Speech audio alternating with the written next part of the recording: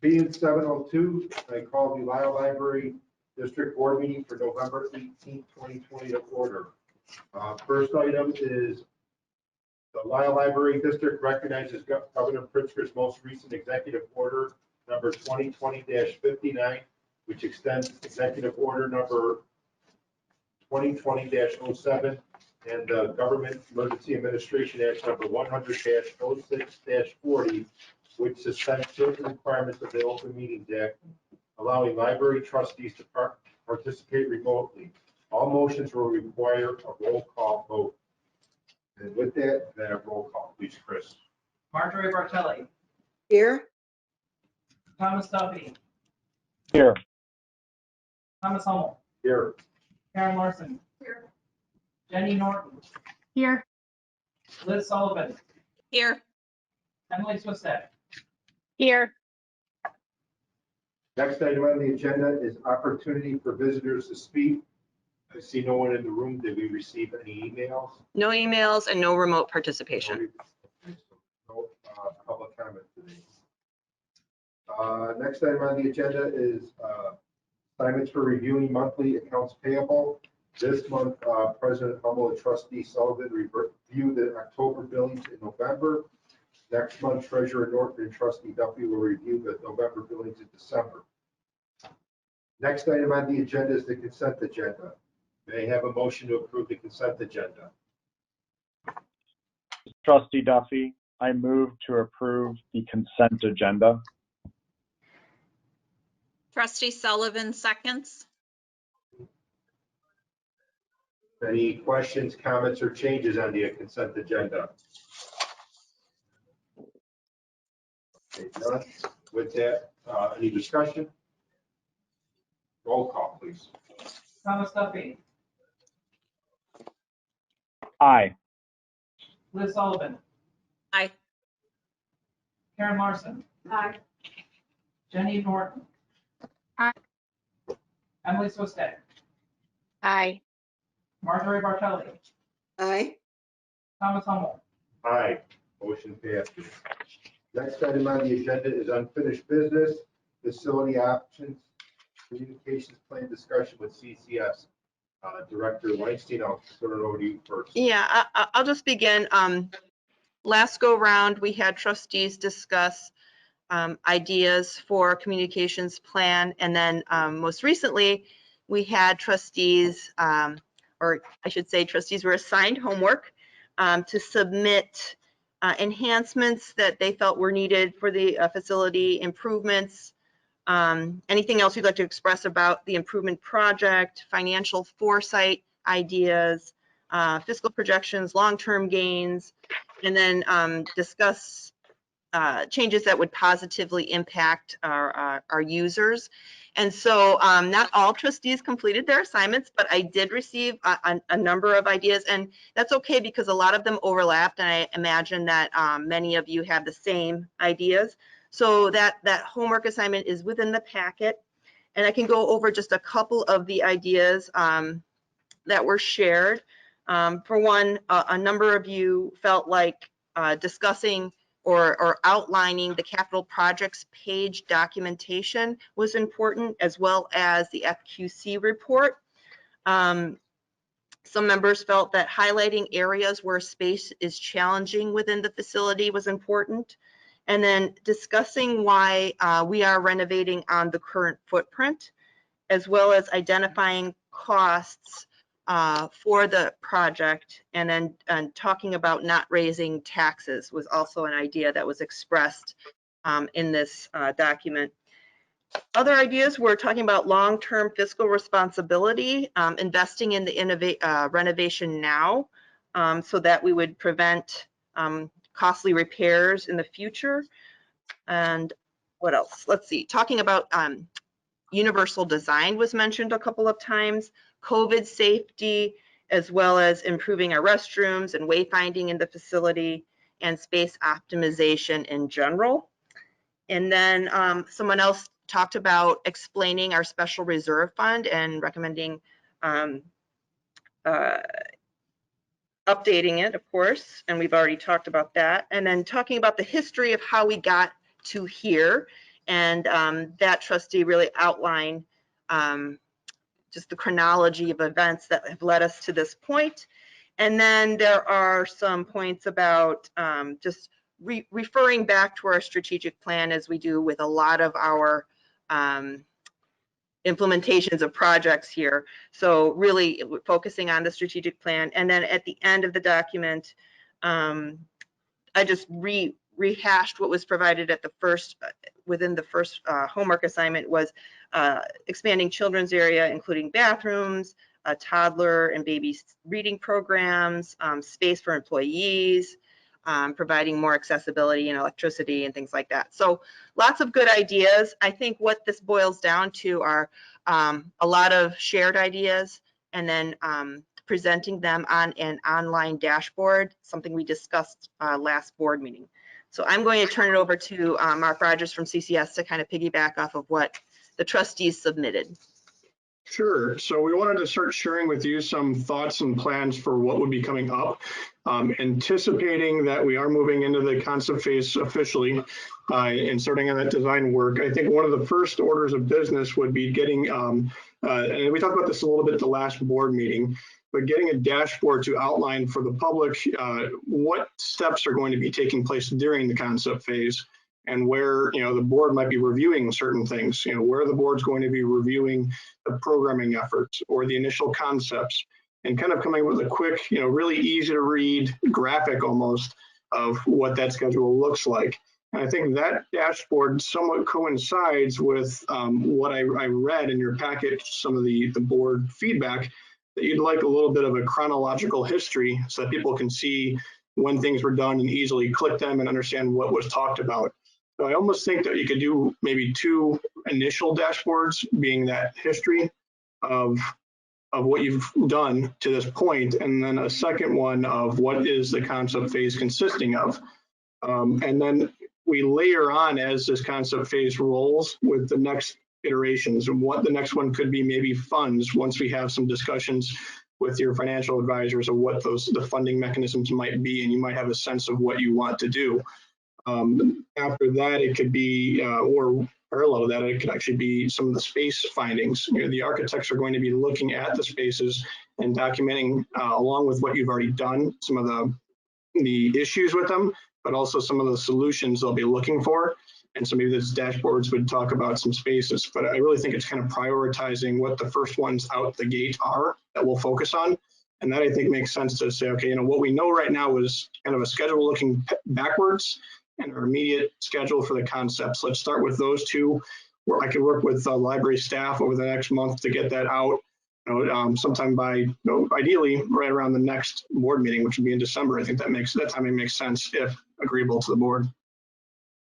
Mm-hmm. Okay, is everybody else okay? Just probably a thumbs up. Questions? Question for you, Mark. Mhm. The dashboard, you're saying that you would get it out to us, so it would be a paper dashboard? I think since last time we talked about all the different channels you wanted to use to get out there, I think what this should be is something that lives on your website that you can point people to, but it was also able to be printed and understood if a postcard needed to be sent or something along those lines. But we'd format it to launch on the website. What we'd like to do is mostly give it to the board ahead of really putting it out on the website to make sure any comments or feedback we need to incorporate are listened to. So we'd give it to you first and then launch on the website. So would you give it to us in paper, or would you prefer to us for it to be put on a website somewhere where we can interact with it? It wouldn't be live to the public. Which would you be doing? What we could probably do is figure out with staff what the limitations or opportunities are with your website or another website that you might have access to, and determine that over the next week or two, what's best.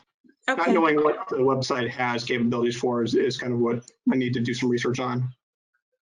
Yeah, Okay. we can see if there's some kind of sandboxy way of playing around with something online first. If we can do it that quickly, we'll try. Trustee Okay, Dodd. great. Trustee Duffy, did you have a question?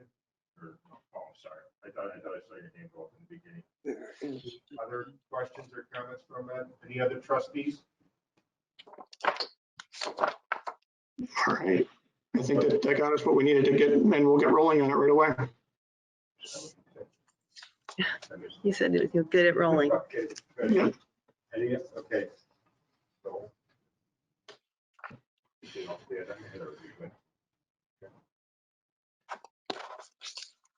Next item on the agenda is committee reports. First one is Finance Committee. Treasurer Norton, any update?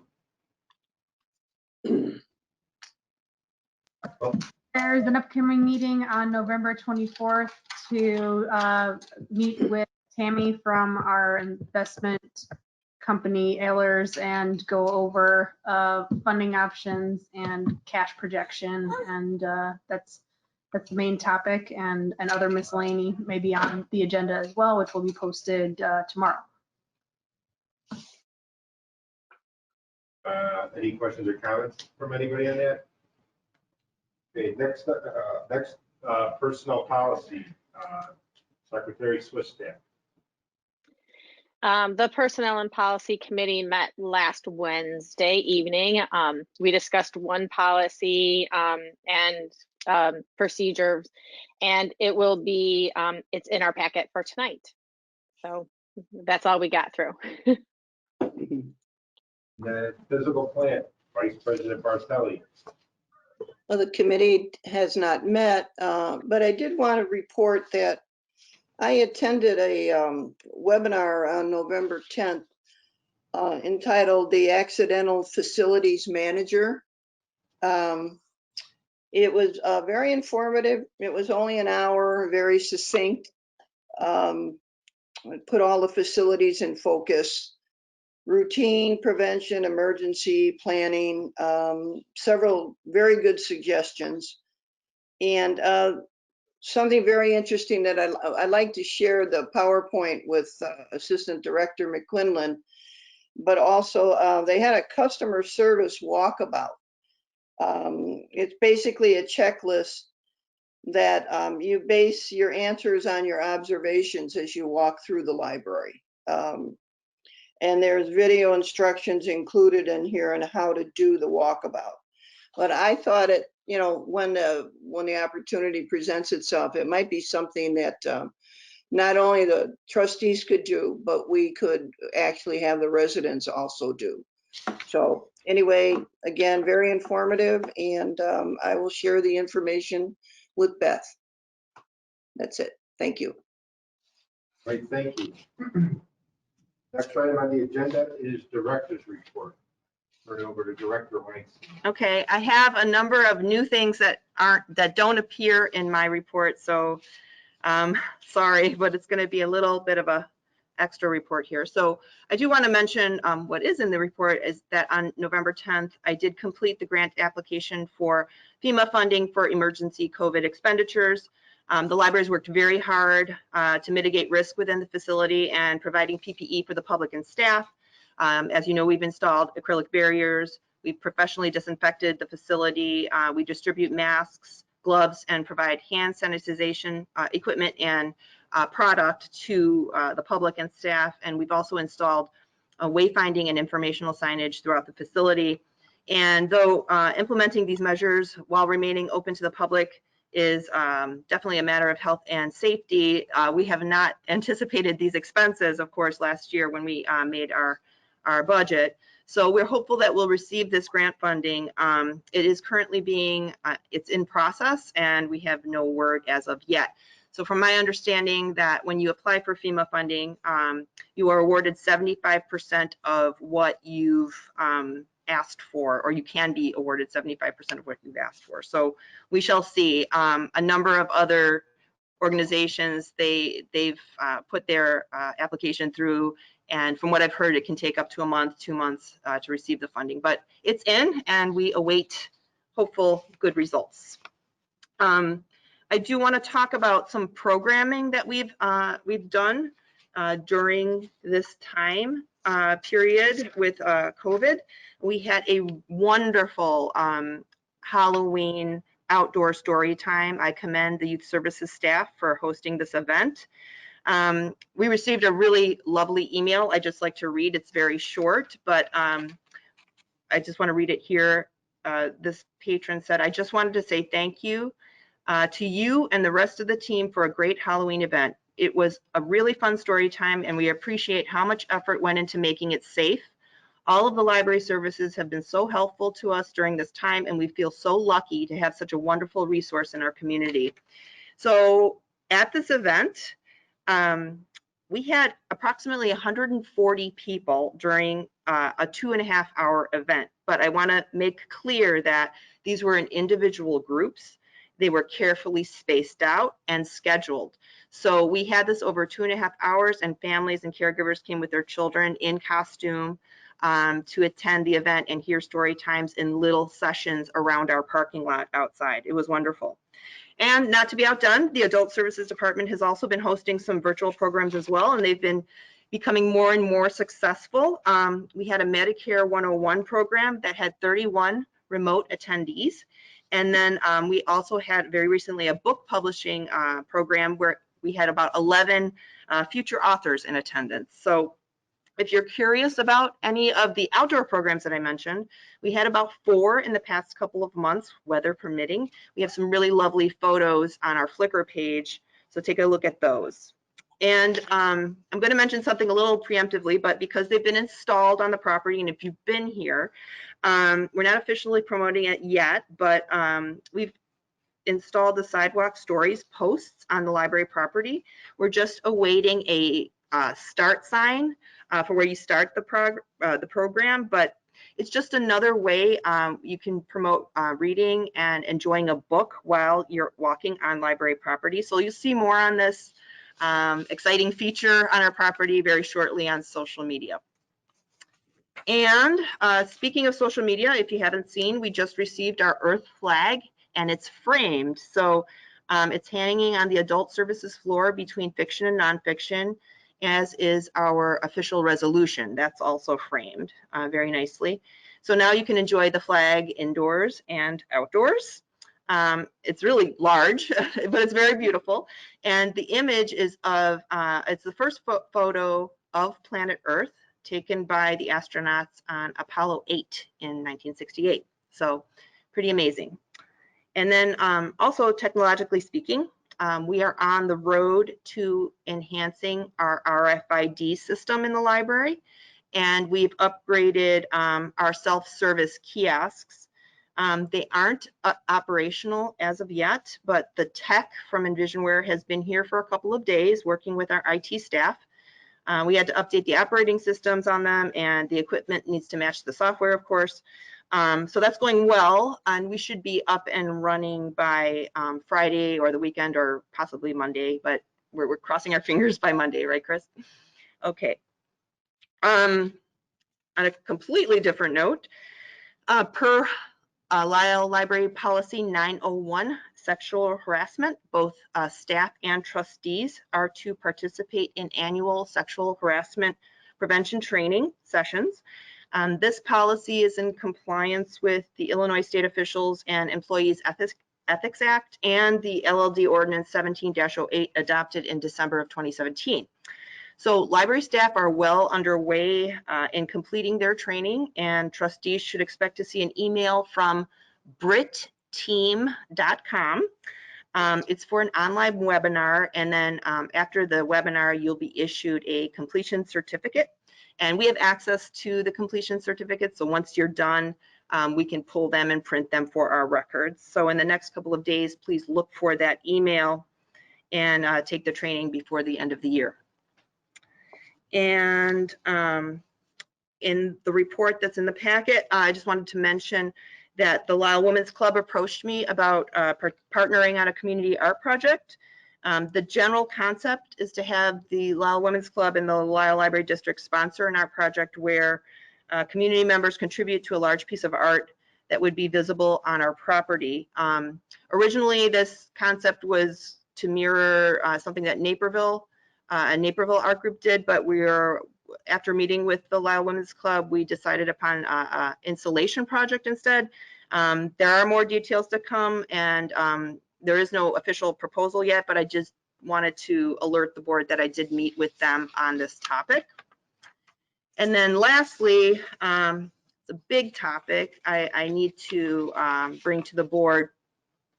As you know, the governor issued a Tier 3 order, and I've spoken with my peers in library land as well as my colleagues in local government over the past 48 hours. And I just wanted to update you on some decisions or possible decisions that are going to be made. As you know, Tier 3, it refers to bars and restaurants, health and fitness centers, hotels, retail, office, and government. I'm not going to go over all of what's in Tier 3, but when we've been kind of modeling after the retail/office model, and in Tier 3, retail allows general retail or big box stores allow up to 25% capacity, grocery stores and pharmacies about 50% capacity. Of course, throughout Tier 3, they're encouraging curbside as well as at-home work if you can. And then we get to government, and of course, they never mention libraries outright. They talk about other institutions, but it says, except where specific guidance is provided, which we don't get specific guidance about libraries, it does say that governments may continue regular operations, but are encouraged to voluntarily take steps to support new mitigation strategies. And then they talk about limiting quote unquote customer service and maximizing working from home and things like that. So as I mentioned, I talked to my peers in library land and other libraries. And so as for the other libraries in our locality, Hinsdale looks to go completely curbside. Glen Ellen is going to have limited operations where they'll be open to the public, but they won't have public PCs, for example, and they'll remove their furniture. Westmont looks to go curbside, and of course this all starts Friday. LaGrange looks to go curbside. Clarendon Hills looks to go curbside. Downers Grove is already 100% curbside. Darien, which is Indian Prairie, they're going to do a more limited. They'll be open to the public and kind of do the same as Glen Ellen, limit the public PCs, and everybody's going to be doing curbside as well if they're open to the public. Wheaton will be open. They are going to limit their public PCs and some of their seating, and the same with Naperville. As far as public PC accessibility, most of the libraries who will be limiting the PCs will allow for public printing off a PC, but in like an express type of kiosk situation. As far as the intergovernmental bodies, we most mirror the Park District, I say, in terms of offerings to the public. And they're continuing, as of this afternoon, I should say, their preschool program, their after-school program, and their remote enrichment daycare. They are canceling all of their internal programs. So if they had something like an art class or a fitness class, those will be canceled. And although they will allow for some individual attendance in the fitness center, now those will have limitations too. And I don't want to speak to those, but they will allow for that, and Tier 3 does allow that. As far as this afternoon goes, District 202 is remaining a hybrid situation. And Emily, correct me, District 203 is all remote, correct? Okay. Yeah, District 203 is remote through January 25th, actually. Okay. Okay, so I have met with the department directors as recently as a few hours ago, because we've been talking about this as time has gone on with this new Tier 3. So right now, just to give you some feedback, staff are comfortable remaining open, but would like to limit the seating and computer use, as some of our neighboring libraries will be doing as of Friday.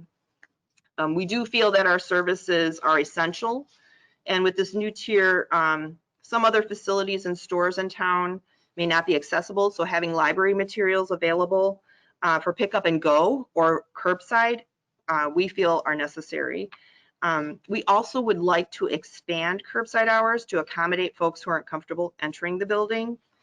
And of course, we would assess as we go and dial back or go straight to curbside if necessary at any time. But if we remain open, our operating hours would remain the same, our regular operating hours, but we would expand the curbside slots. So we'd have more opportunity for people to come and schedule a time that was convenient for them.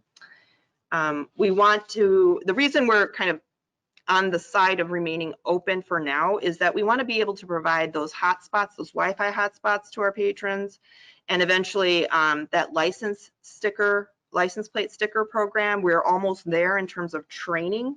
But as you probably heard, the DMV is closed, and having this service available for our patrons would, I think, be a real benefit to our residents.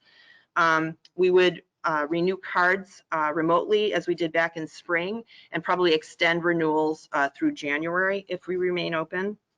Again, this is all subject to change, but for now, dialing a little bit back from what we're doing, but remaining open with limitations seems like the best approach to this new tier, but we'd like to hear your thoughts on that. So that's the end of my report. I'm sorry I went on and on, but if any questions, we can talk about any piece.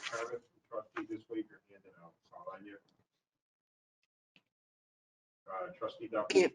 Can't hear you. Trustee Duffy, can you hear me? I can. Yeah, I'm sorry. I was waiting for. So Tatiana, my only question is, I agree with the essential services and all that, but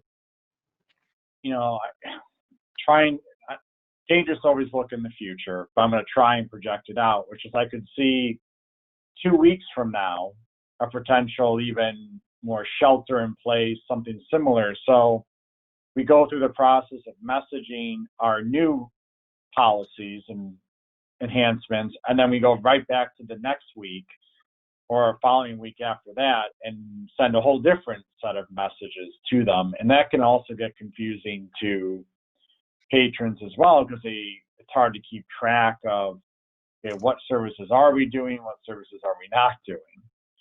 So I guess my question is, I understand. I think that just has to be mitigated somehow, and make sure that people are aware that when we send something out, I guess it's not a question, more of a statement.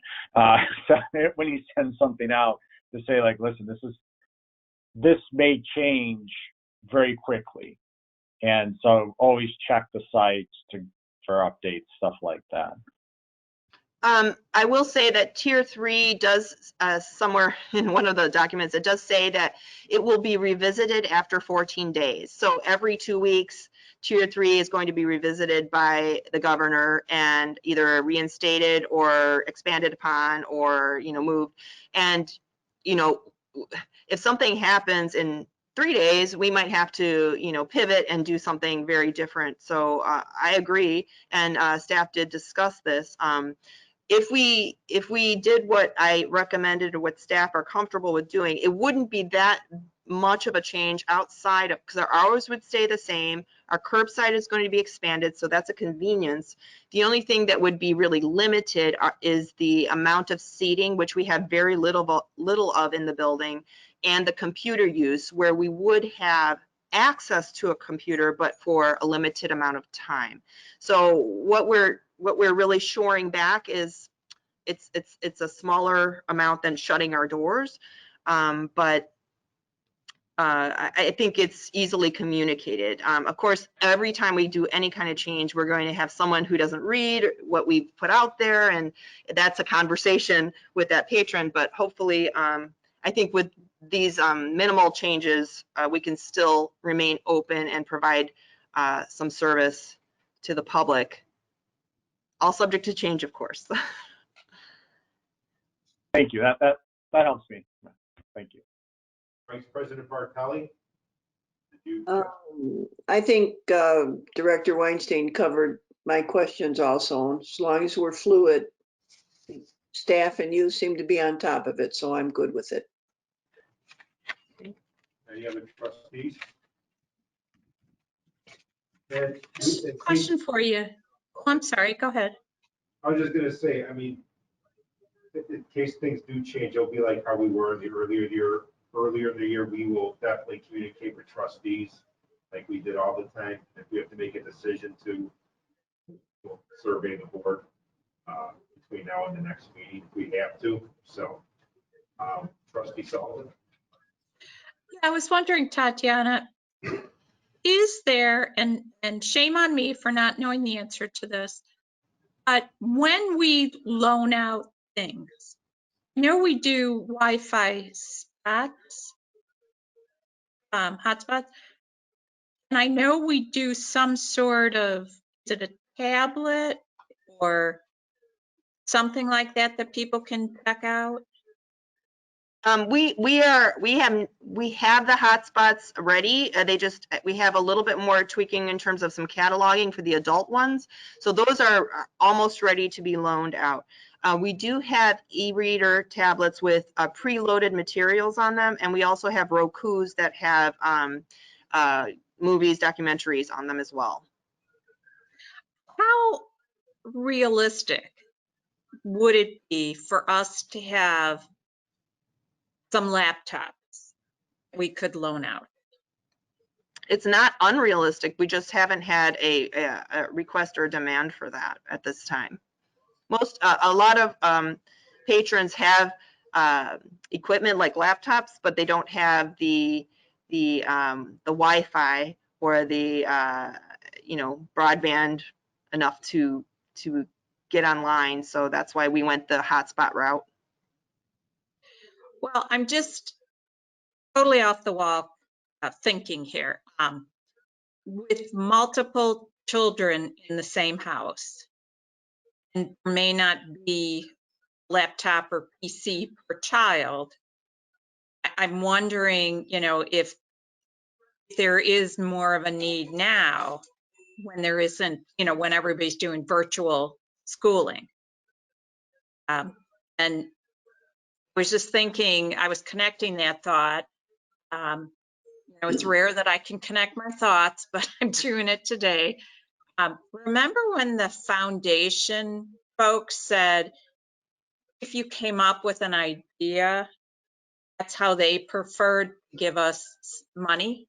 And with small amounts of money, like $4,000 or something, they would be able to give us if we said that we needed something. So just no answer now, but in the back of our minds, if we think we wanted a couple, you know, I don't know, $200 laptops or $400 laptops, whatever, loan out, we might consider asking them to fund that.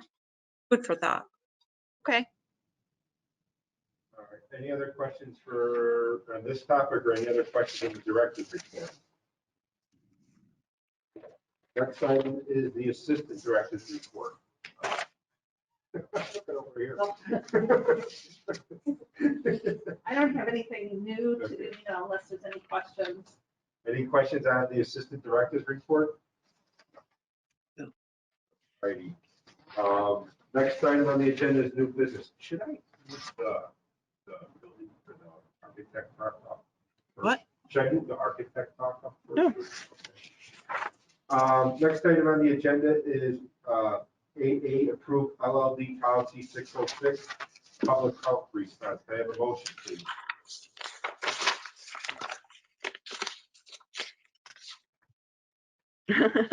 Okay, sorry, it's new, this new system, figuring out how to unmute myself. This is Secretary Swistak. I move to approve LLD policy 606, public health response, and supplemental administrative documents. This is Trustee Duffy, I second. Director Weinstein, you want to explain? Okay. So the committee worked on a public health response draft back in August. It went to the board and then back to committee on the 11th of this month for a legal response. Okay. The attorney said the committee did a great job in developing this policy by documenting very important procedural steps and laying out the communication details. So in the packet, there are the edited drafts and clean versions of the policy and administrative documents. The newest edits are in blue and green, if you can even tell the difference between blue and green there. So in sum, for those who didn't view the committee meeting, the attorney recommendation was to keep the general policy more broad and detail the administrative measures separately, because during a pandemic or a public health emergency, everything can be very fluid and you may have to pivot on a dime. So having to continually ratify a policy by a board would be impractical for all of the details and administrative details. So having a more general public health policy was advised. And just a reminder that the administrative documents can be adjusted during the pandemic or a pandemic as long as it complies with the general policy. And this would be policy 606, where it does state that the library will consult with the board and follow local and federal health guidelines and make operational changes as necessary. The FFCRA administrative document in the packet needed more clarification from the attorney, so I did reconnect after our last committee meeting about item A5, and this was an enhancement to the language about caring for a child where the school may not be 100% closed, but had limited services for a child who had, for instance, say, special needs. So I did work with some language there for this, and the attorney confirmed that we indeed could expand upon this provision because the spirit of the act is to provide care during a pandemic. And if a school cannot provide or accommodate for the child, the act is there to support the caregiver. So the language that's in there in green is appropriate. The FFCRA Act is set to expire on December 31st, but it will probably be extended due to our current situation with the pandemic. And that is my summary. Secretary Swistek, you have anything to add? No, I don't have anything to add. I just really appreciate all the time that staff put into this and coordinating with the attorney to make sure that we were within the bounds of what we're able to do. And I appreciate the time that was spent on that. And the committee had a good discussion last week, so I have nothing else to add. Any other questions or comments from any of the trustees? Yes, I watched the meeting you guys had, and I know it took some slogging. I don't know if that's a real word, but it took a lot to get through it. And thanks for doing it. So I'm good to go. I'm good to vote on it. Okay, roll call, please, Chris. Emily Swistek, Aye. Thomas Duffy, Aye. Karen Larson. Aye. Jenny Norton. Aye. Liz Sullivan, Aye.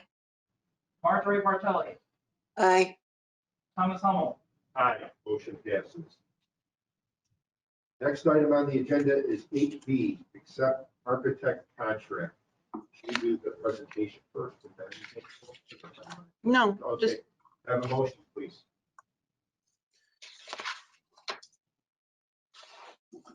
This is Trustee Duffy. I move to accept the architectural contract from Sheehan, Nagel. I'm going to Hartree Architects. I probably butchered that last part, so I apologize. For a second. Or Trustee Larson. Director Weinstein. okay, so within the packet, you see the proposal from Sheehan Nagel Hartree Architecture Firm. And I am going to turn it over to Mr. Rogers from CCS. No problem. Oops, I want to make sure I was off of mute there. In brief, after the conclusion of the interviews and the Board of Trustees ranking, obviously Sheehan Nagel Hartree was the top ranked firm. So following the Illinois Local Government Professional Services Selection Act, we then began negotiating a contract with them.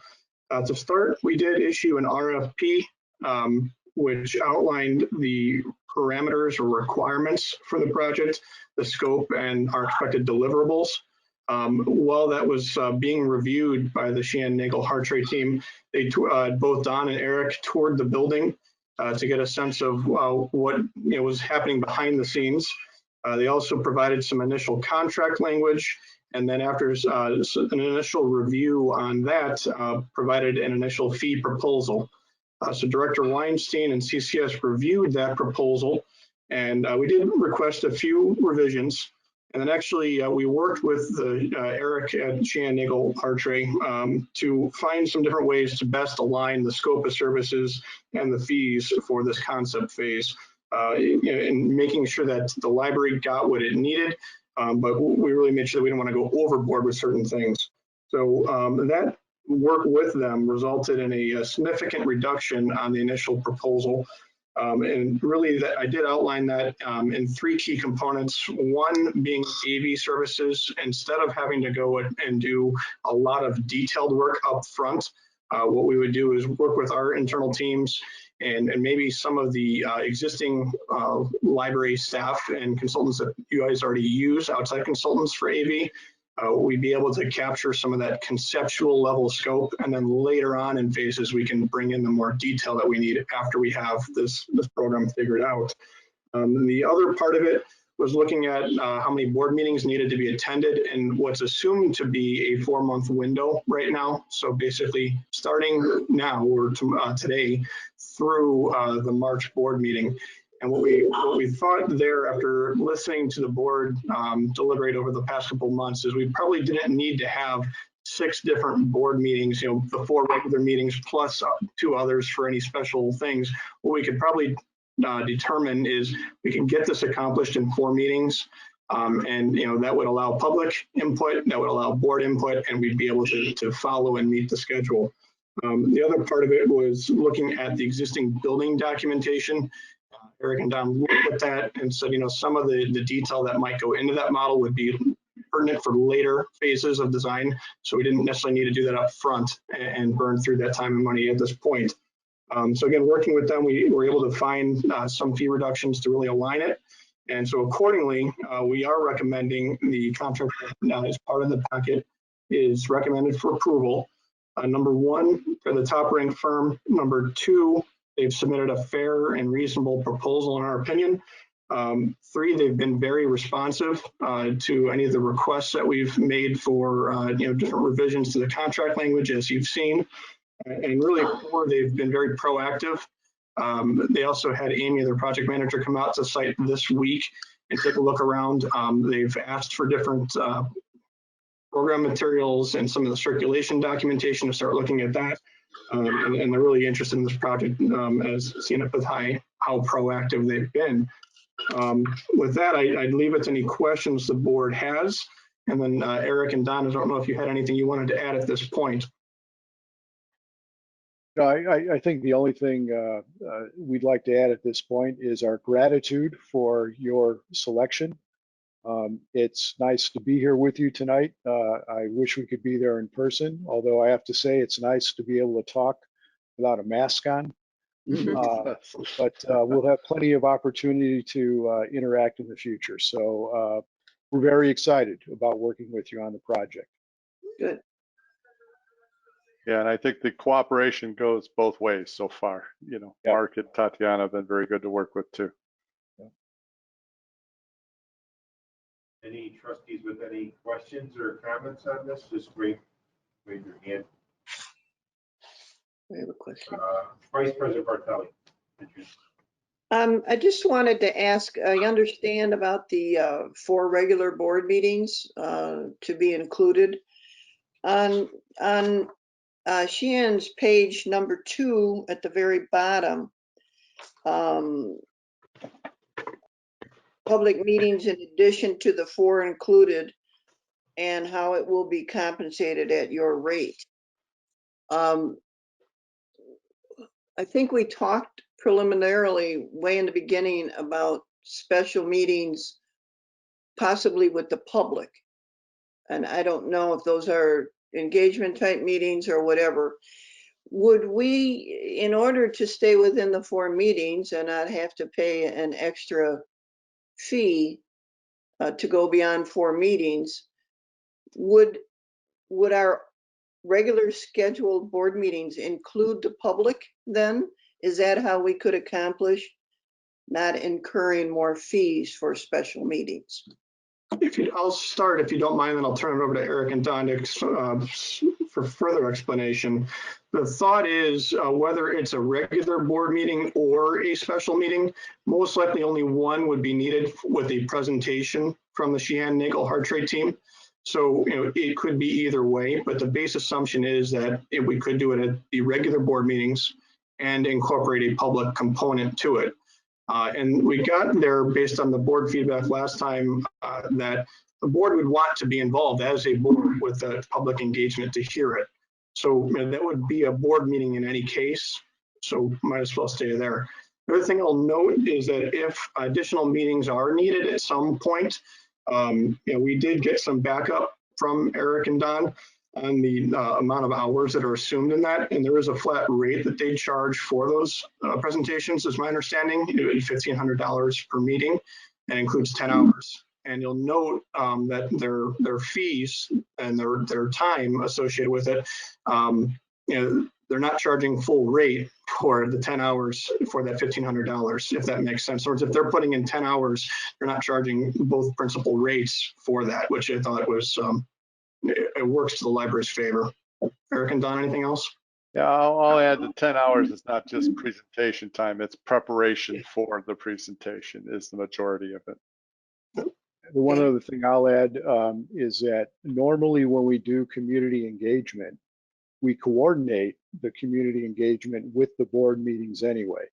Okay. So we are typically preparing a certain amount of design work, and we want to present that same design work to both the community and the board at the same time so that we're getting feedback on the same thing. Okay. And normally, it depends on the community. Oftentimes, the community engagement part is done as a separate meeting, which, as Mark said, limits the number of trustees that can attend the public meeting. And so, one of the ways that we've done it is if more board members want to participate, to just make it part of the board meeting. So that's the approach that we're taking. And it has the benefit in this case of not increasing the number of meetings that we have to prepare for and attend. Great, thank you. So if I could just follow up though with the question though, because depending on how we want to do this though, is 4 regular board meetings just like 4 board meetings? Because in case we just do 4 special board meetings that are just specific to this project, instead of like having a really long regular meeting like we're having tonight, I might just do, or we just may just have a special board meeting for just that topic, and then regular board meetings will be like for our other library business. So is that interchangeable, or is it, so instead of like 4 regular board meetings, which they won't attend, have 4 special board meetings, or at least have that option? Yeah, that would be fine. Okay, yeah.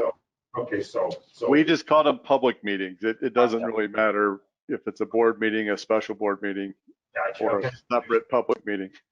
Gotcha. Just want to make sure it's interchangeable. But it's 4 meetings. Yeah. 4 meetings. Trustee Sullivan had. Trustee Sullivan, do you have a question or comment?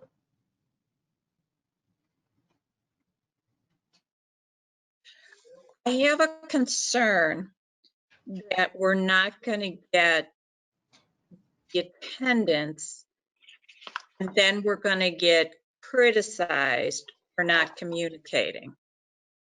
So I guess we all, including, our architects here, have a challenge on how do we get people to attend? Because we're in such a unique situation. So can I answer that? Yeah. I think an important thing to keep in mind is that this is a kind of a preliminary phase to the project. It's concept design and program definition. Our goal in this stage of the project is to set a good direction to proceed with a project. So you understand the design direction, you understand what it's going to cost. We know that it's within your budget. There's a lot of design work to be done following this initial stage.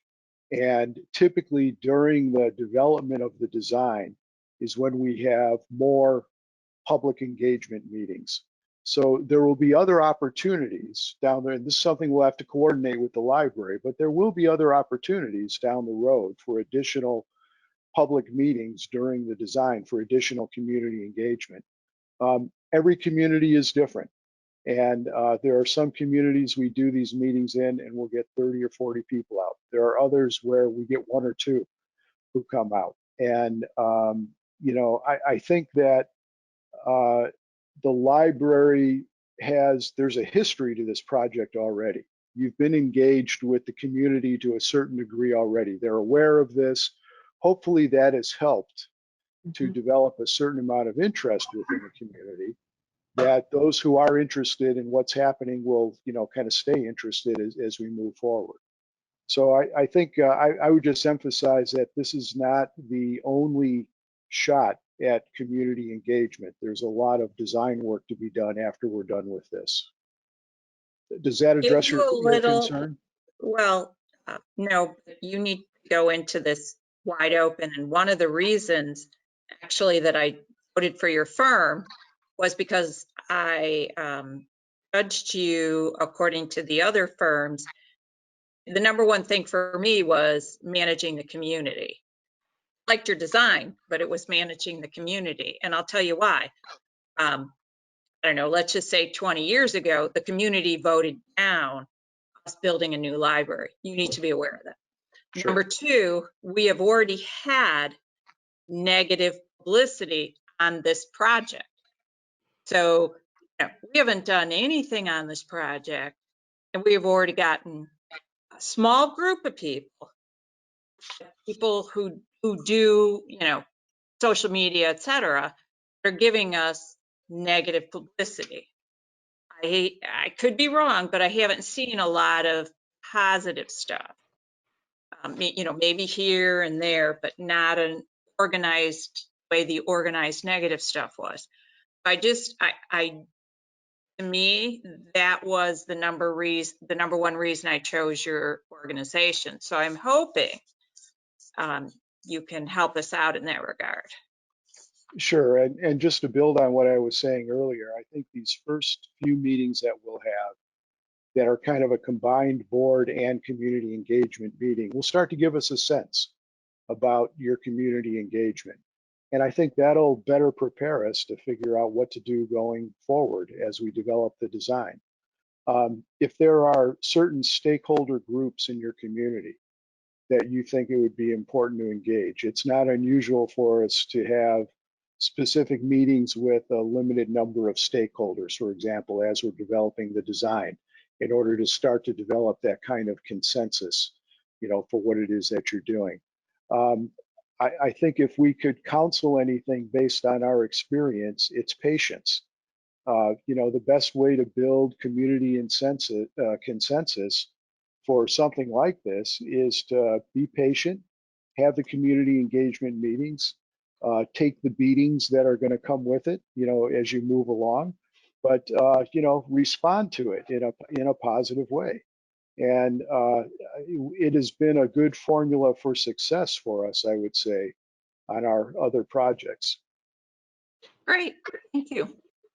So to follow up on that too, I guess one question to Eric and Don would be, you know, what tools do you typically use when you're presenting or things of that nature to educate the public? Because I think that might be one of the big hurdles as well, as, you know, in these community engagement sessions, how are you going to educate them about the design and the process you've taken and make sure the point gets across that they're heard on their concerns? So I think, you know, we can use social media, we can use the website like the dashboard you were talking about earlier as a way of communicating. There is no substitute, though, for in-person meetings where we are able to hear somebody's comment in public and able to respond to it, you know, in public at the same time.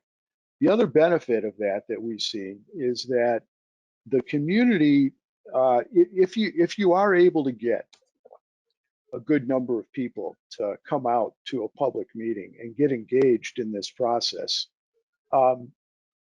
it's good for community members to hear the questions that other community members hear, to hear the concerns that other community members hear. And that often is a way of starting to build consensus as well. It gets people out of the mindset of thinking about it from only their particular point of view. Now, this is not something that we have control over, getting how many people come out to a public meeting. But I would say that we are typically advocates for an in-person dialogue during the design process on these things, to the extent that we can do that. If things are left just to the social media platforms, there's a limited amount of control that anybody is going to have over that. So I think we are advocates for in-person public meetings and trying to get the word out as best we can that way. It's also a way of developing trust in the design team and in the library as far as what it is that you're doing. If they see that you're willing to come out in public and address their questions, and even if you don't go along with everything that you're asked to do, if you have a reason for it, people do tend to develop it's a way of earning credibility, for what it is that you're doing, even among people who may not fully agree with, what it is that you're doing or going ahead with the project at all. So Totally agree with what you're saying. COVID does come into play dramatically. Yep. Because I think up front, all the meetings we're going to have are going to be at the same time we're going to be fighting COVID, right. Which of course is getting worse instead of better. So, there's a challenge getting people come in person. Right. And there's a challenge with technology. There's a lot of people who don't want to learn how to be on Zoom. So I guess we each need to go home thinking about how do we do this, given that this is a new area? How do we get people to tune in? Like you'll see, we made today open for this meeting, and we didn't get anybody, coming to this meeting. We do find you have to recruit a little bit, that people go to public meetings usually to complain. That's the American way to a certain amount. But we want to hear from the entire library community, not just the disgruntled people. We want to hear from them too. But I think, working with the library to target some, email blasts and so forth to try and encourage a greater representation of the group to participate online. In some ways, participating online is easier. And Yes. You'd hope that you would get, in the past, whenever it's rained, we've gotten very few people. That shouldn't be as big a challenge. You don't have to spend as much time doing it, frankly, either. But you do have to kind of recruit your representation of your community to come out. And we'll work with you on that, but I think we have to rely on the library and your connections to the community to find groups that will come out and listen too. Maybe use social media anyway, Tatiana, that you have of getting in touch with people, various methods. I think that's something we can work with the dashboards and all in conjunction and really figure out some strategies to get the message out there. Great, thank you. Do any other trustees have a question or comment? Treasurer Norton. Apologies for any background noise at this point. First of all, thank you, Sheen, Nagel, Hartray, Don and Eric for your work on this, and work with CCS and the library staff on the language of the contract. I like the edits that I saw come through. I thought that was all improvement. And I just want to, my first question before I have other questions is is now the time that we're talking about approving this. That's what's on the table right now. For any questions or concerns about the terms within the contract, is this the time for that? Yes. Yes. Sorry, I didn't know if this was to be discussed in another manner. I figured this was the place and the time. Sorry about the background. Anyways, so I only have a couple of things I wanted to point out and ask about. They're both in the business terms section. And the first one in order of appearance is the invoicing and payment section.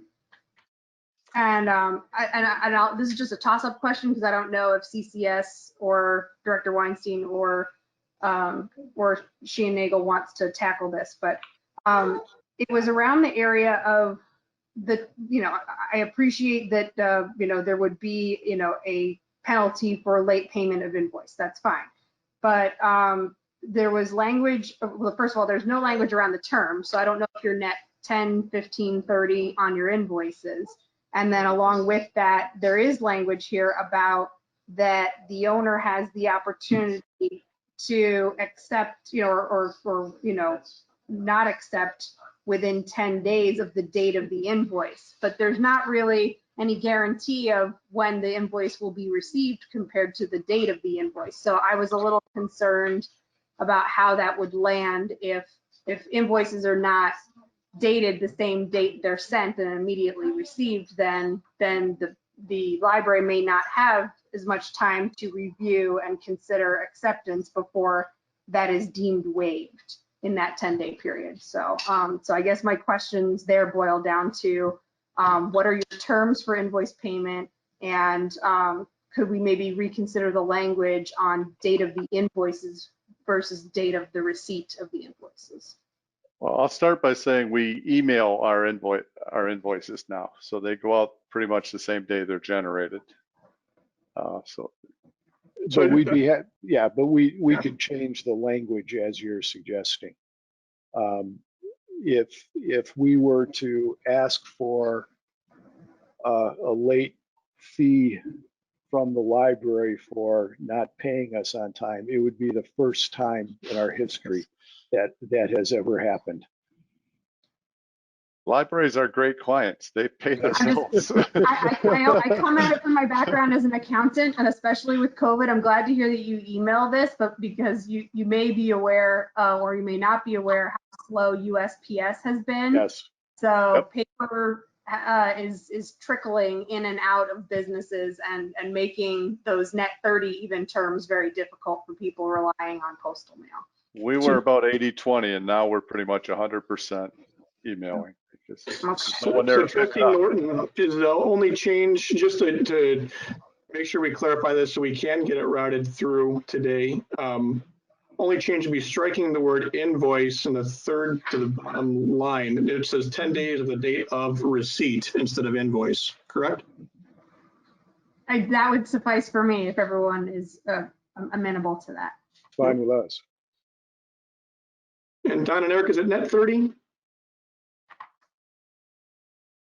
So you guys, your terms typically 45 typically, so there's a little leeway. Net 45. I appreciate that.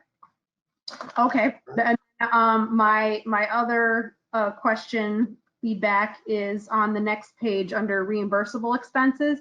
And I like the edits that were done, so I know there was work around this paragraph already to help clarify things.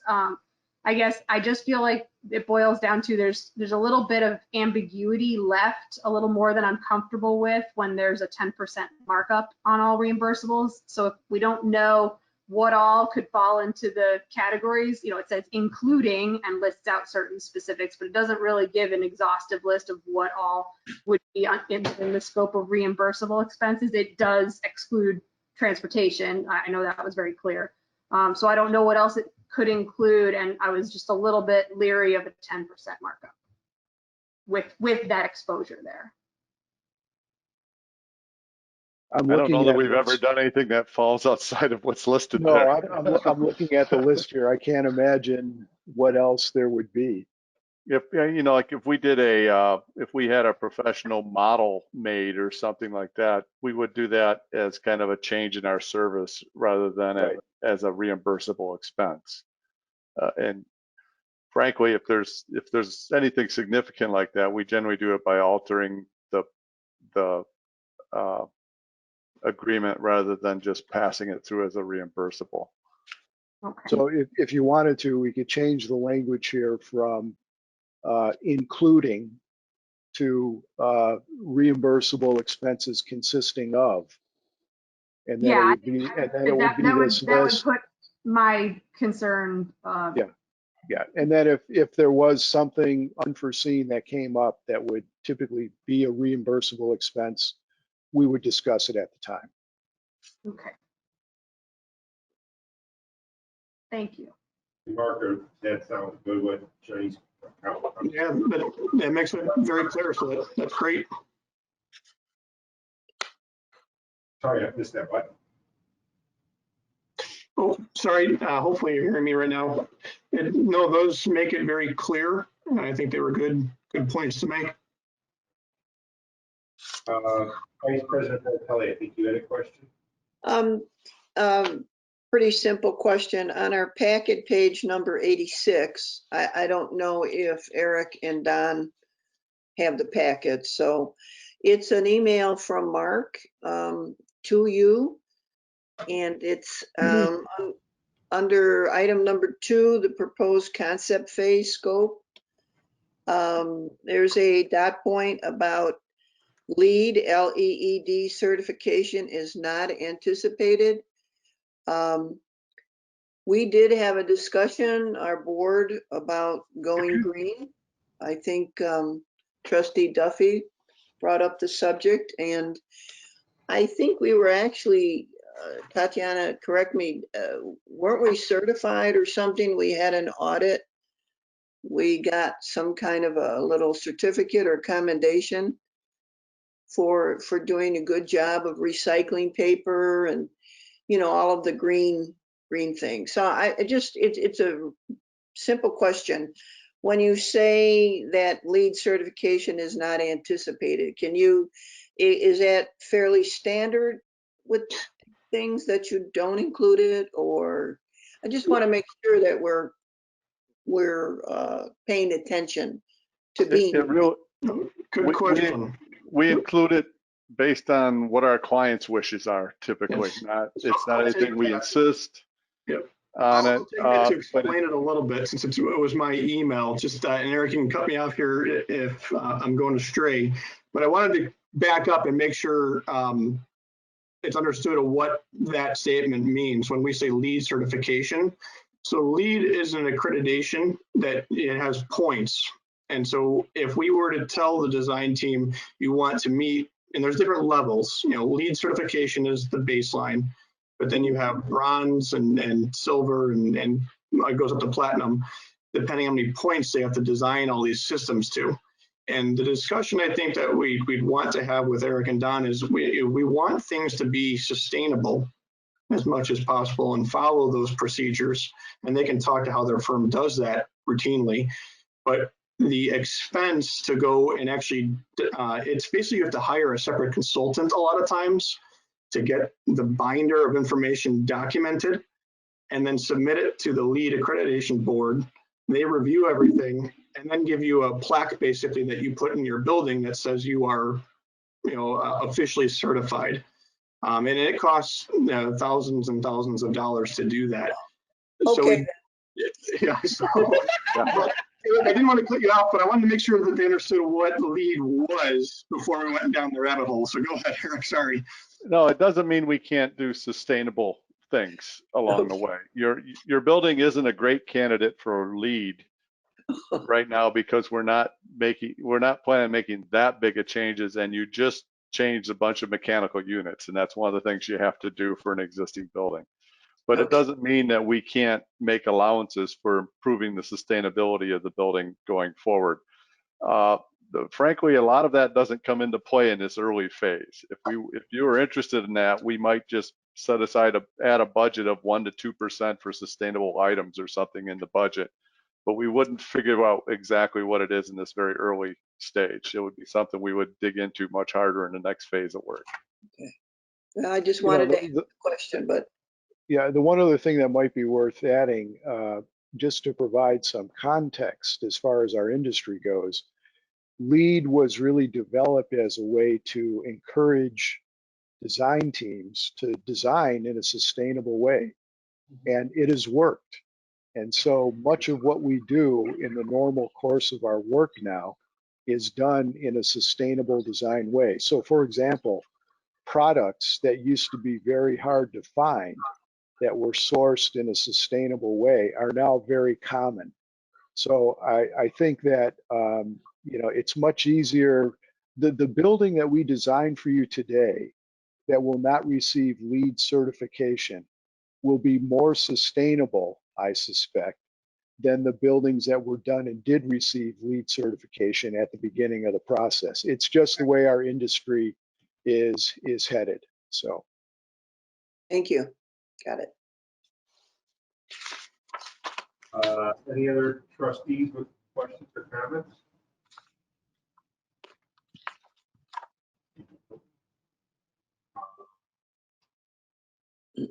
I see you have anything else to add? Mark, do you have anything else to add?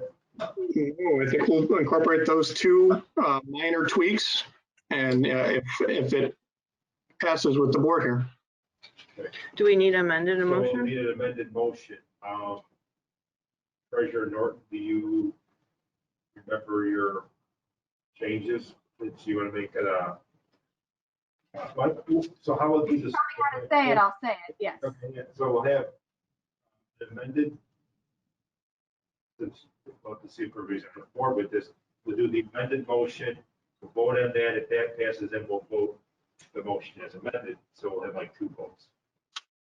Treasurer Norton, I move to approve the contract with Sheehan Nagle Hargrave Architects as amended with the wording changes in the business terms. Do I keep going to the specifics here?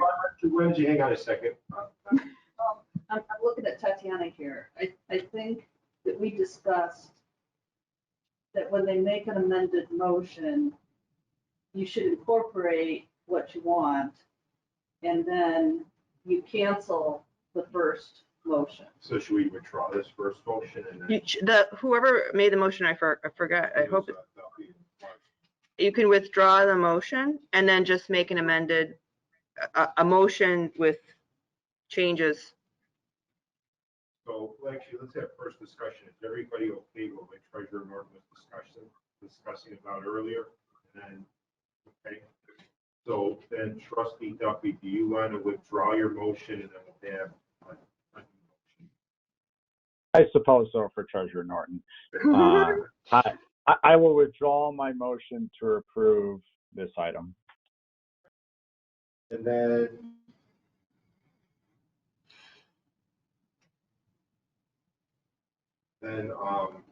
so anybody, I guess Treasurer Norton, I don't want to put you on the spot if you want to make the motion then. I don't want to take it away from Trustee Duffy twice. I guess then I move to approve, and so I had him right in front of me here. I move to approve the amended architectural contract for Sheehan Nagle Hartrey Architects. Mhm. Treasurer Norton, I second, happily. Neither Tatiana or Mark, is that sufficient for the motion we made? Any more discussion on this item? All right, roll call, please. Thomas Duffy, Aye. Jenny Norton. Aye. Emily Swistak, Aye. Marjorie Bartelli, Aye. Karen Larson, Aye. Liz Sullivan, Aye. Thomas Hummel. Aye. Motion passes.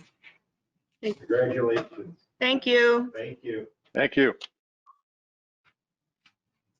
All right, then the next item on the agenda is 8C, adopt ordinance 20-06, tax levy ordinance. Can I have a motion? Trustee Duffy, I move to accept ordinance 20-06 tax levy ordinance. Do I have a second, please? Trustee Larson. Pedro Norton, I second if there wasn't one. Trustee Larson beat you. Sorry, I didn't say it loud enough. Mr. Ransom, you want to? Sure, I just have a little summary here. The library tax levy ordinance 20-06 indicates the amount of money the library will request from the county via property taxes. Funds that come via this ordinance will not be available until the next fiscal year. So my aim in preparing the levy was to keep the levy as flat as possible. Even though we have increased our in-house cleaning services to add that extra layer of sanitization. And we've also, we do have a plan of, for the minimum wage increase that's coming in 2025. So we've been adjusting the lowest level salary range to prepare for this. And we've also invested more funds in digital content. But we have had some decreases this year due to COVID, as you know, such as programming expenditures and some personnel development, because not many of us are going to conferences. So that's been some decreases. But all in all, the library has operated in a fairly kind of flat line with previous year's expenditures. So that was my aim for no increase this year. So in keeping with the identified attributes of our strategic plan of being fiscally responsible and having operational efficiencies, I am pleased to recommend a flat levy after significantly decreasing the library levy for 3 years in a row. This year's tax levy does not exceed the amount received last fiscal year. So if you look at the tax extension that was included in the packet, it's actually a decrease of about $140. There are a number of factors that come into play in terms of how much the library may actually receive regarding the tax levy, and that's the limiting rate the county puts in, the EAV, and new construction estimates. So SICH and library staff did evaluate the data, and SICH did say that estimated, and they estimated due to new construction and some of the other factors that I just mentioned, that the library portion of a resident's tax bill will more than likely be very, very similar to last year's tax bill. So again, it's dependent on the rate and assessed value of properties around town. I do want to say also that the library does truly recognizes our current economic state. It's tough out there for everyone, we know that. And presenting a flat levy, I feel we stay true to our commitment of fiscal responsibility, as well as operating in the most practical and service-oriented way we can. I did mention this before, I'll say it again. We consider our services essential to the community, and we strive to provide value for what we ask for with each levy that we present each year. So with that, staff recommends adopting levy ordinance 20-06 as presented. Any questions, comments from trustees? No. The only thing, I mean, I'm in favor of this question. I'm in favor of the levy because it is a flat levy as it's presented. But I don't know, I think some of you may not be aware, in March, the county clerk usually adds on 1% to what we request. They do that for all the local units of government in DuPage County. It's basically for adjusting for any uncollected taxes, which usually there aren't any uncollected taxes. It's not true. There are some. With some, but it's that they put this 1% in.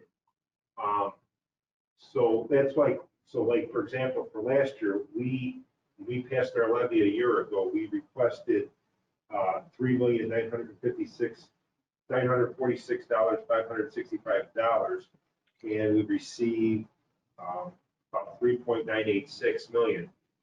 So, I mean, I'm fine with passing the levy tonight as is. I'm not changing that at all. I'm good because that is a flat levy what we're doing tonight. The only thing is, maybe in March we'll maybe have an agenda item to discuss if we wanted to abate that 1%, so it's still a true flat levy. Because, you know, part of the thing we're telling people is we are not going to be increasing any taxes with this building renovation. So I don't want to give anybody any leeway as far as even a small immaterial 1%, if you would call it an increase, with that uncollected 1% adjustment the county clerk does. So again, I'm personally fine with passing this levy tonight as is, but I mean, maybe in March, because we have to do it in March. We would maybe want to discuss, it doesn't mean we have to abate it, but maybe have an agenda item just to discuss it and maybe have a potential action on that. So that's the only thing I had to add. Do any other trustees have any questions or comments? Well, Sorry, trustee Larson. You gotta speak. You gotta speak. Is that like a rebate to citizens when you're saying? Karen? Can you explain that? The trustee Larson is asking if it is a rebate for $39,000 to all the citizens or all the district residents. So no, we will get this $3,986,000, 300. Try it again. Just hit it 2-3 last month. So I'm still last week. So I'm still $3,986,500. So in March, the county. So we're going to get that when we pass that for sure. But also what the county clerk does is they add 1%. So they'll add like another 40,000 to it. So we will at least get this amount, or we might even get 40,000 more. So it's up to us how we want to do that. 39,000. Already? 39,000. 39. So, and that's no guarantee that we would receive it. And there's no guarantee we're going to get what we ask for because of the factors I mentioned with the EAV and the new construction. And the other thing I do want to say is that if we are talking about not increasing residents' tax bill with a renovation. So as Sikich kind of researched, everyone's tax bill may be a little different. Some tax bills may be reduced in terms of the library line. Some may remain flat and some may increase. That is really not in our hands. Correct. That's based on everybody's valuation of the project. Right. Yeah. So that, I mean, like when we even had our tax cuts these past few years, I remember the first one was what, 10.8%, and my tax bill personally went down to 9.4 because my value went up higher than others. So. President Hummel, can you speak louder? Because it's hard to hear you. Thank Sorry. you. So, for example, like the first tax cut we had when we did 10.8%, I believe it was, like my personal tax bill went down 9.4%. So it depends what your value of your property is. Yeah. So, again, I mean, in March, we will get the numbers. So you're right, it may be a non-issue. I'm not putting a condition that might vote. I'm just saying we should maybe possibly talk about that in March. Trustee Duffy. So I just want to make sure I understand. So the tax levy that we have in front of us is a flat, no increase in the levy itself, but that at some point in coming months, there could be a 1% added on top of that. And what that 1% is different every single homeowner, depending upon value of home, et cetera. That we in March can have a discussion as it relates to what this 1% represents, if we want to do something with it, if we don't, et cetera. Okay, that makes fine sense to me. I don't have an issue with it. I want to just regurgitate it to you, President Hummel, just to make sure I understood what I was hearing. But I don't see an issue with having that discussion and seeing where that leads in March. So the way it works, so the library levy is what we get, and then the county clerk could add on this 1%. So the library itself would receive the 1%. And then again, how our even if we do or don't do it, again, like Director Weinstein was saying, some properties will truly be flat. some still will technically see a little bit of a decrease next year. Some will see a slight increase because it just depends on how everybody's property's values change. You know, certain neighborhoods go up, certain homes go up for a variety of reasons, home remodeling, et cetera. Or commercial property, you know, I'm sure, unfortunately, because of COVID, a lot of the commercial real estate properties might try to appeal their assessments, and, you know, they might get lowered so that tax burden to get shifted more on residential. Because residential property values, typically, it seems like they're going up with the home sales. So it's a complicated formula. I don't want to get too deep in the weeds, but that's basically it. Any other trustees with a question? Vice President Bartelli. So with your comments regarding whether some tax bills may go up, some may decrease, some remain the same. Actually, then we're, depending on what happens, we're talking about spread over the total number of residents. We're looking at a couple dollar increase, possibly. That's what we're looking at. We're not talking about even $50 per resident. Okay. So it would be. So to me, I'm sorry, I didn't mean to interrupt. my opinion would be to pass it as is. Yeah. I don't, personally, I don't find it necessary to discuss this again in March, considering that aspect of it. So that's my opinion. Yeah, any change would be immaterial. And the 1% is, you know, that doesn't have an effect as far as how the tax burden is shifted onto each individual property owner. So that's fine. And I'm not putting any conditions on tonight. I it was more for what I would like to maybe do in March. So it's independent of you tonight's vote. Trustee Larson. Any other trustees with a comment or question? Director Weinstein, you good? Roll call. Sorry, roll call, please. Thomas Duffy. Vice President Bartelli. The motion is to pass the levy as it is. No conditions, just what as is. Yeah. That's the motion. Yes, correct. Yeah. Thank you.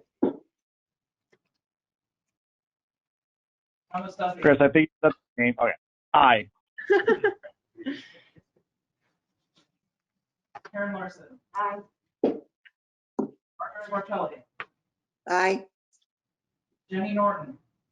Aye. Liz Sullivan. Aye. Emily Swistak. Aye. Thomas Hummel. Aye. And the motion passes. Thank you, staff, for doing that work. Yes. Next item on the agenda is 8D, approved certification of compliance with TINA. Motion, please, from somebody. This is Trustee Secretary Hummel. Swistak. There's I three of move you. to- I'm giving it to Can I trustee do Larson. this? Does somebody want a second? Who said it? Trustee Trustee Larson. Larson? So I'll give her the motion. Who wants the second? Okay, Secretary Swistak will second. We can't hear Trustee Larson when she talks, so we don't have any idea what she's saying. Sorry.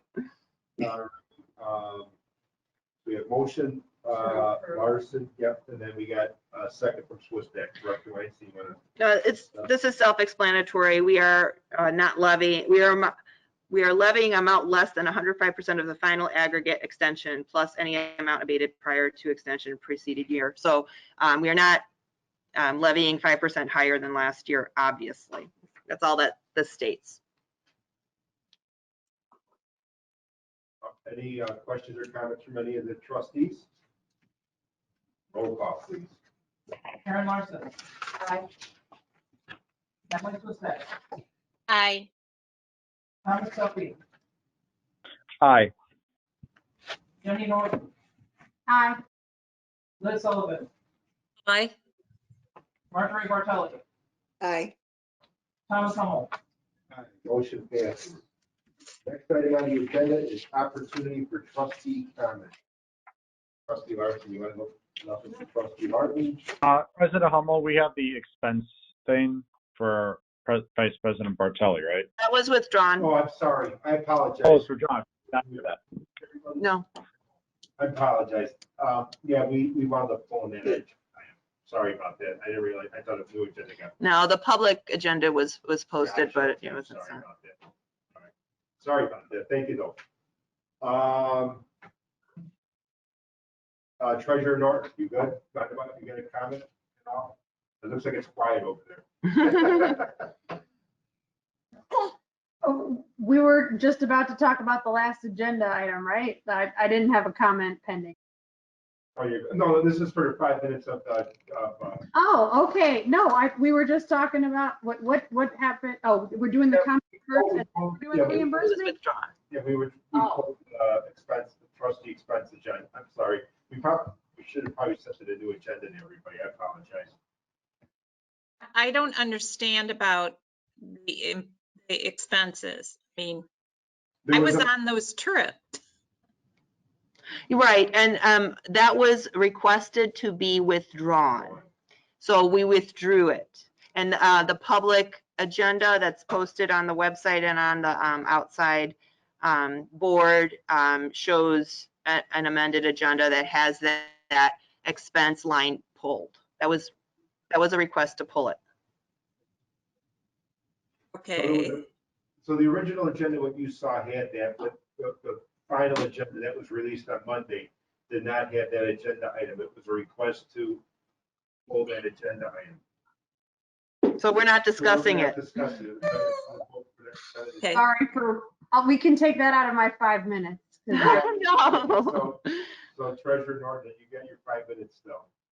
Okay, I wasn't going to use all 5 anyways. I just wanted to say, in addition to the usual thanks, that I continue to be grateful for and impressed with the libraries, this library in particular, willingness and ability to innovate as the unfolding COVID situation developed. And along with that, very proud and pleased with this very meeting being the able to be live streamed so that there can be full participation with the public. And just pointing out that, the library continues to have to try to strike a balance between rolling out things that, are good that we want to do, but also doing them properly, making sure that safety is kept in mind, fiscal responsibility is kept in mind, other considerations, privacy considerations, legal considerations. There's a lot of things that compete with doing the next thing that we think we should do right away. And so trying to strike that balance between getting things rolled out promptly but correctly is something that this organization does very well and very consistently. So thank you once again for that. Thank you. Trustee Sullivan. Just let's keep rocking and rolling, and I can hardly wait until we see what the designers come up with. Secretary Swistak. You're on mute. You're on mute. You're on mute. Sorry, Secretary Sisak, you've been on mute. You're on mute. Start again. We still can't hear you. Can you hear me now? There you go. Okay. My AirPods kicked out. Sorry. Just wanted to echo the same thing I say every month, which is I really appreciate all the hard work that the staff puts in with the curbside service for materials, for programming, craft kits, all of that. It's really nice. I have been into the library a couple of times since the last meeting, just to pick up materials, and it feels nice to go in, although it's different. And I just really appreciate the fact that staff continues to do their job, and they seem like they are supported in their efforts, maintaining their PPE and the sanitization and on all of that. So I just want to say I appreciate all of that again. So thank you. Vice President Bartelli. I'd like to say thank you to Director Weinstein and staff and Mark Rogers regarding the architectural contract. I think you did a great job negotiating that, and there's some savings in there, which is always good. And I forgot the second thing I was going to tell. So that's it. Thank you. All right. Trustee Duffy. So I would really like to recommend everyone wear a mask. I will say a personal story is that I'm in my halfway through my quarantine period as we got exposed, and I have been stuck in a house with a 5-year-old son and have not been outside, so a little tired, not gonna lie. But I will say I'm glad I wore my mask because there was a 2.5-day period between when I had the potential exposure to when I found out. But luckily, when I was out in the public, I had always had a mask on, so I felt at least I did my part. So I think I just want to highlight that as one. And if in about 5 to 6 days, when I come out of this quarantine and see the world again, you see me on the street wandering, you'll know why. So. I'll have a stay-at-home order. Oh, there you go. Okay. And then I just want to thank staff as well. I know they worked really hard at preparing that FEMA grant. I know it was a time. Many days. So I do want to congratulate them, thank them for their hard work, and then also thanks for presenting another plant levy. And I think with that, I have a motion to adjourn. Move Trustee to Duffy, I adjourn. move to adjourn. Trustee Larson got the motion to adjourn. Who wanted a second? I'll second it. I think Duffy got it. Just the nick of time. Bummer. All right, any discussion? Roll call, please. Karen Larson. Aye. Thomas Duffy. Jenny Norton. Aye. Liz Sullivan. Aye. Emily Swistat. Aye. Marjorie Bartelli. Aye. Thomas Hummel. All right, and we are adjourned at 8:39. Thank you. Thank you, everybody. Have a good night.